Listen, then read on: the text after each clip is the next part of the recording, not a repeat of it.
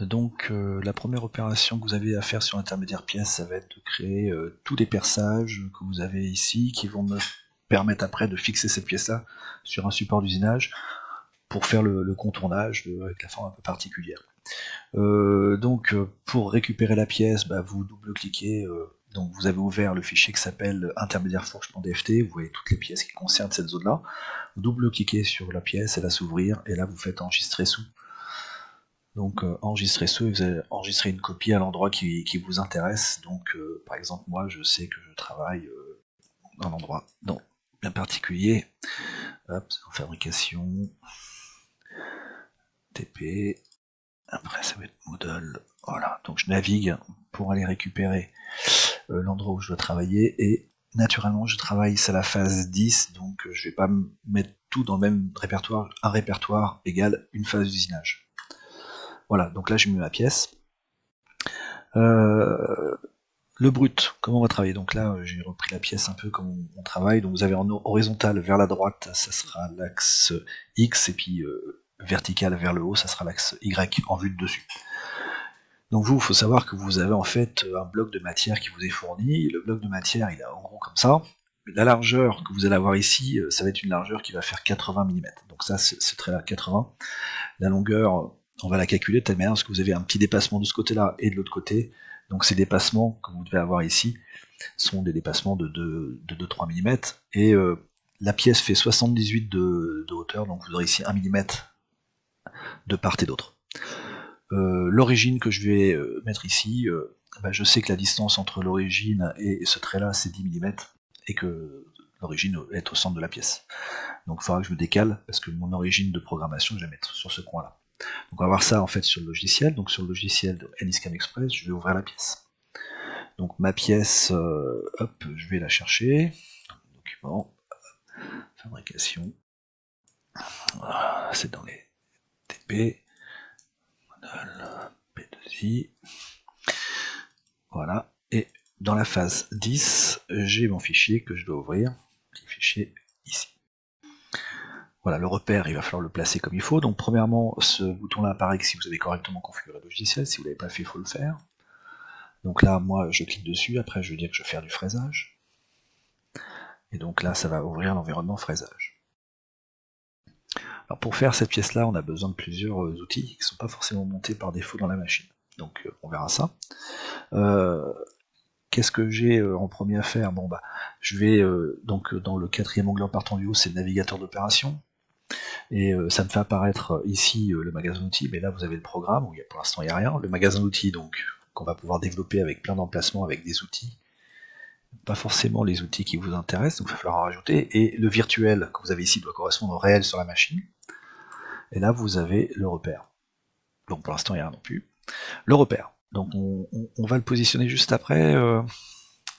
Je vais d'abord mettre le bloc à usiner. Donc qu'est-ce que j'usine? Je dois lui dire j'usine cette pièce-là, donc j'indique la pièce que je veux usiner, et le bloc de matière que je veux usiner, je sais que suivant X, donc par là et par là, il va falloir que je le mette en place, mais attention, X pour l'instant n'est pas correctement réglé, vous voyez, X il n'est pas sur le bon axe, donc j'arrête ici, je vais aller sur repère, et positionner le repère un petit peu mieux, parce que l'axe Z est bien vertical, donc je vais mettre le repère au centre ici par exemple, et l'axe X que vous avez ici, il doit être parallèle, par exemple à ce trait-là, dans le bon sens, donc je le clique pour changer le sens. Voilà, donc déjà j'ai quand même un repère qui est placé suivant les bonnes orientations, et maintenant je vais continuer à travailler sur le brut, parce que le brut en fait il vous en crée un, mais maintenant le brut on sait, j'avais dit que suivant X il y avait mettons 2 mm de plus, donc ça sera vérifié en fonction de la réalité, et puis en Y je sais qu'il y a 1 mm de marge, parce que la pièce fait 78 et le brut fait 80. En Z, c'est la même hauteur de brut que de pièces. Voilà. Donc on a un brut, et moi je vais mettre mon repère ici. Alors pour aller mon repère ici, comme je suis au milieu en Y, je me déplace de 40, parce que la pièce fait, enfin le brut fait 80, et puis ici, j'avais 10 mm jusqu'à la face avant, plus 2 mm de brut, de marge, au niveau de la surépaisseur. Donc je double-clique sur mon repère, je clique sur la flèche une seule fois, je mets distance moins 12, sur Y, je clique une fois, et je mets distance 40, et vous allez voir, on va être sur le coin du brut. Voilà, donc on a placé notre repère, maintenant il va falloir usiner. Pour usiner, il me faut des outils, la liste des outils est définie ici. Donc vous avez des outils qui vous sont proposés sur votre machine, et puis naturellement, il va falloir vérifier que ces trous, il va falloir les faire. Donc par exemple ici, c'est un diamètre de 6, diamètre de 6,5, diamètre de 8, voilà, ici vous avez un taraudage, etc. Donc je vais pas tout faire, je vais vous expliquer un peu le principe. Donc puis après il y a les lamages à faire aussi. On va regarder globalement comment on fait les trous de 6, et puis les lamages. Ah, je ferai peut-être le trou de 6,5 aussi pendant que j'y suis. Alors on y va. Donc, premièrement, ici j'ai un forêt de 6,5 à mettre en place, parce que je ne l'ai pas par défaut. Et ici j'ai besoin d'un forêt de 6. Qu'est-ce que j'ai à disposition sur ma machine? Je sais que le forêt de 6 est en emplacement T7, et à l'emplacement T8 j'ai un forêt de 6,5. Est-ce qu'ils sont en place réellement sur la machine? Oui, ça a dû être fait. Maintenant, est-ce qu'ils sont en place dans le logiciel? On vérifie. Donc je vais dans la liste outils, je vais à l'emplacement 7, j'ai pas d'outils. Voilà, donc ça c'est réglé. Et donc il va falloir que je mette en place mes outils. Emplacement 8, pareil, j'ai pas d'outils. Il n'y a pas de petit plus là. Donc on y va. À l'emplacement 7, je vais créer un forêt de 6, et à l'emplacement 8, un forêt de 6. Le plus simple, c'est de faire un copier-coller. Oui, je sélectionne un forêt déjà existant, je fais un copier, et je clique sur l'emplacement qui m'intéresse, et je fais avec le bouton droit, hop, coller dans. Pareil pour à l'emplacement 8, coller dans. Je vais donc créer les outils qui m'intéressent. Ça, je sais que c'est un forêt de 6, donc je vais changer le nom avec renommer, un bouton droit renommer. Voilà. Là, je vais renommer tout de suite, et c'est un forêt de 6,5. Quand je double-clique, ça me fait apparaître les caractéristiques, et là, le diamètre d'un forêt de 6, ça va être 6. Donc je change 6. De la même manière ici, le diamètre c'est 6,5. Voilà. Donc une fois que c'est fait, il me manque peut-être quelques outils, la suite, etc. Mais déjà j'explique le concept. Sauf erreur, si on veut faire ici, c'est des trous avec une tolérance en H8, donc il va falloir positionner un alésoir, et donc sauf erreur, l'alésoir, hop, je cherche, voilà, ils n'ont pas été positionnés ici, il faudra les mettre, donc là, il manque des outils, on les rajoutera plus tard. Mettons qu'en 18, hop, j'ai perdu, donc copier, coller dans, coller dans. Donc là, ici, ça sera, et pour un alésoir de 8, il va falloir que je fasse un trou de 7,5. Donc j'ai besoin d'un forêt de 7,5 de diamètre, donc ici 7,5. Voilà. Et ici j'ai besoin d'un alésoir, donc je vais renommer, je vais l'appeler alésoir D8. Et cet alésoir de diamètre 8 fait un diamètre de 8. Attention, la longue de pointe d'un alésoir c'est plat, donc c'est 180 degrés. Alors après, au niveau de l'utilisation de l'alésoir, vous verrez, vous avez d'autres pièces avec d'autres explications, d'autres vidéos qui vous expliquent comment ça fonctionne. C'est l'usinage de la pièce intermédiaire, support intermédiaire, c'est la pièce qui va en dessous qui sert de support pour la suite.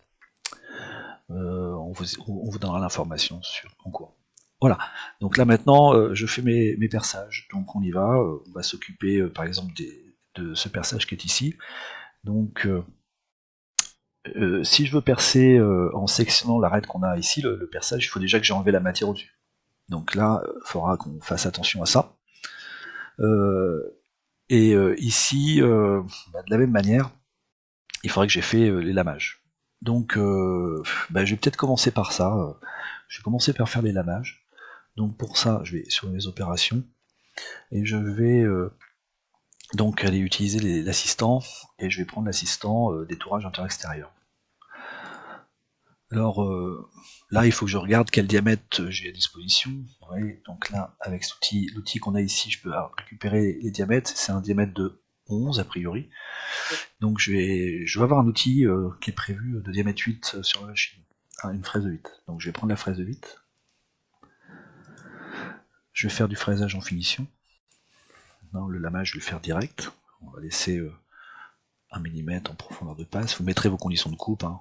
Donc là, c'est pareil, vous ferez mettre vos conditions de coupe à cet endroit-là, les conditions de coupe qui vont bien. Voilà, je vais mettre ces valeurs-là. Ce ne sont pas forcément les bonnes, donc à vous de vérifier dans vos conditions de coupe. Hein. Toc toc. Voilà. Je vais pas générer les trajectoires tout de suite parce qu'il va vouloir tout me faire. Donc si je vais pas lui laisser tout faire, moi en fait je veux qu'il usine uniquement les perçages qu'on a ici. Donc je développe ce que je viens de faire, et là il essaierait de tout usiner, à partir de gros blocs de matière avec cette fraise de diamètre 8. Moi non, je vais lui dire non, tu dois m'usiner que certaines choses. Donc je vais lui imposer les surfaces qu'il va falloir usiner. Donc c'est avec ce bouton-là, spécifier la zone d'usinage. Je vais dire tu m'usines cette face-là, cette face-là, cette face-là, cette face-là. Et je les sélectionne toutes. Je veux qu'il usine que ce qui va apparaître en orange. Je lui impose ces usinages-là. Voilà. Je fais OK. Et cette fois-ci, j'ai déjà mis des conditions de coupe, hein, donc j'ai juste à lui demander de générer des trajectoires d'usinage. Voilà, il me propose ça. Ok, voyons un peu ce que ça donne.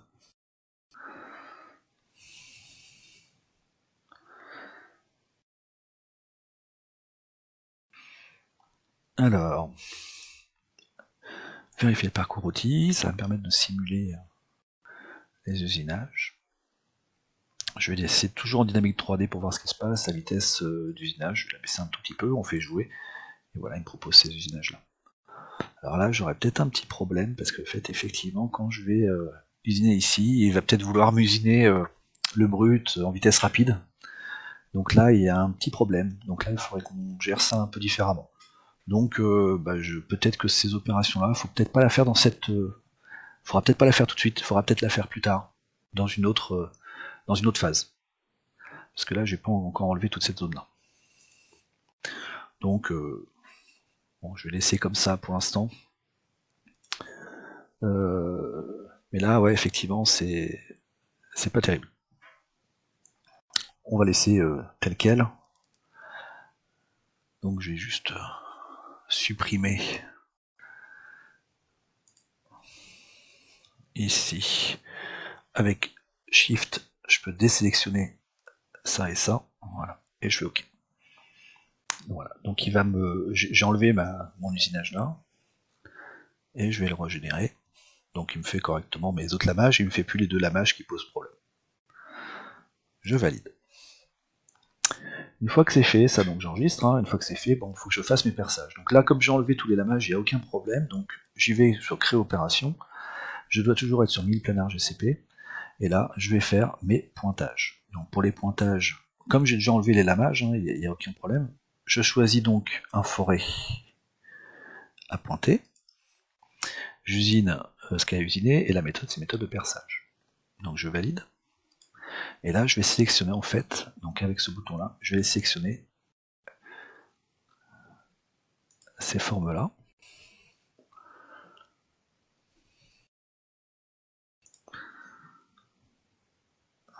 Ah, j'ai mal sélectionné, je pense. Donc je vais annuler ma sélection, et on est d'accord. Ah bah oui, manque de chance. Bah vous voyez, il sélectionne la partie haute, parce que c'est un lamage qui est fait sur Solid Edge. Donc il me sélectionne la partie haute de la surface. Donc c'est pas ce que je veux. Donc moi je vais annuler ça, et moi je veux qu'il me sélectionne le cercle. Donc pour aller sélectionner le cercle, je vais lui dire, non, tu sélectionnes pas n'importe quoi par défaut, je te demande d'aller sélectionner le centre du cercle, et le cercle c'est celui-là. Et je valide. Et cette fois-ci, vous voyez, l'enlèvement de matière se fait au fond. Donc de la même manière, je vais sélectionner le centre du cercle qui est ici. Je valide, etc., etc., etc. Donc ça va me permettre de maîtriser la position de mon pointage. Pendant que j'y suis, je vais... il faut le faire sur toutes ces opérations-là. Moi, je voudrais faire le pointage aussi de cette partie-là. Mais j'ai pas enlevé la matière. Donc comme j'ai pas enlevé la matière, je sais qu'il faut que je sélectionne le centre de ce cercle-là. Donc je peux le faire hein, de la même manière ici, et je vais aller récupérer le centre